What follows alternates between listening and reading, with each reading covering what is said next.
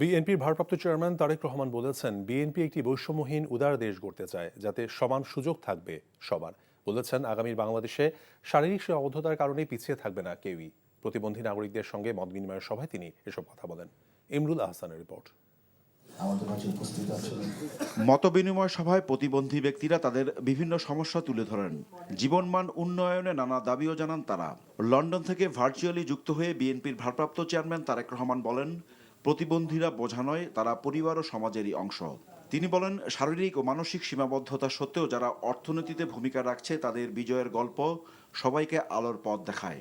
প্রতিশ্রুতি দেন, আগামীর বাংলাদেশ হবে সবার, থাকবে না কোনো বৈষম্য।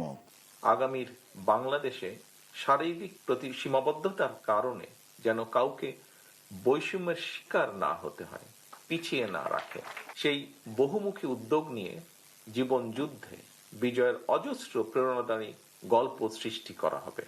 আপনাদের পেছনে রেখে আমরা কখনো এগিয়ে যেতে পারবো না, আর এগোতেও আমরা চাই না। আমরা সবাই মিলে একসাথে যে গণতান্ত্রিক বাংলাদেশ গড়ে তুলব, সেটি হবে সবার জন্য ফেয়ার, সবার জন্য ইনক্লুসিভ, সবার জন্য বসবাসযোগ্য এবং সবার জন্য উপভোগ্য যেন হয়। তারেক রহমান বলেন, অন্য নাগরিক অধিকার কেড়ে নেওয়ার মতো প্রতিবন্ধীদের ভাতাও আত্মসাৎ করেছিল ফ্যাসিবাদী সরকার। বিএনপি সরকার, দেশনেত্রী খালেদা জিয়ার সরকার বাংলাদেশে রাষ্ট্রীয়ভাবে প্রতিবন্ধীদের ভাতা প্রদান শুরু করে। পরবর্তী সরকার সেই ভাতাকে দ্রব্যমূল্যের ঊর্ধ্বগতির সাথে সামঞ্জস্য না রেখে শুধুমাত্র তাদের দলীয় কর্মীদের মাঝেই বিতরণ করে লুটপাট করে নিয়েছে। অর্থনৈতিক বাস্তবতার সাথে সামঞ্জস্য রেখে আমরা প্রতিবন্ধী ব্যক্তিদের বা ভাই বোনদের জন্য ভাতার পরিমাণ বাড়িয়ে তা ন্যায্যভাবে পুনর্নির্ধারণ করতে চাই আমাদের পরিকল্পনার ভিতরে। ক্ষমতায় গেলে প্রতিবন্ধীদের জন্য বিশেষ স্কুল, কর্মসংস্থান সৃষ্টি ও সরকারি চাকরিতে কোটা নিশ্চিত করা হবে বলেও প্রতিশ্রুতি দেন তারেক রহমান। Imrul Ahsan, NTV news, Dhaka. ভালোবাসার প্রথম শর্ত বিশ্বাস, যেটা আমার প্রতি কখনোই তোমার ছিল না। আমি তোমাকে বিয়ে করতে চেয়েছিলাম। চেয়েছিলে আমার ইচ্ছেগুলোকে গলা টিপে হত্যা করার পর। নিলয়ের হঠাৎ এমন চেঞ্জ আমার ভালো লাগছে না। তোমার নিলয়কে নিয়ে টেনশন করতে হবে না। আমি ভুল মানুষকে ভালোবেসেছি। আপনি ডাক্তার? জি। কিসের ডাক্তার আপনি?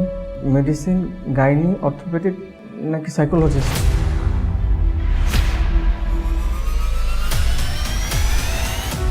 ভাইয়া খুব ইন্ট্রোভার্ট। ভাইয়াকে নেশার জগৎ থেকে ফিরিয়ে আনতে হবে। আমার মনে হয় কি তোমার রেগুলার অফিসে বসা উচিত। সব তোকে সামলাতে হবে। এরকম কেস না দিন দিন বেড়েই চলেছে। আপনি কি আমার উপর রেগে আছেন? পৃথিবীতে কারো উপরে আমার তেমন কোনো রাগ নেই। নিলয় যেন কোনো রকম সিন ক্রিয়েট না করে। আপনি কি সব ভুলে থাকতে পেরেছেন? প্রেম এবং ভালোবাসা খুব পবিত্র, সস্তা কোনো কিছু না। আমি তোমাকে হারাতে চাইনি পেতে। Love is not enough in the world.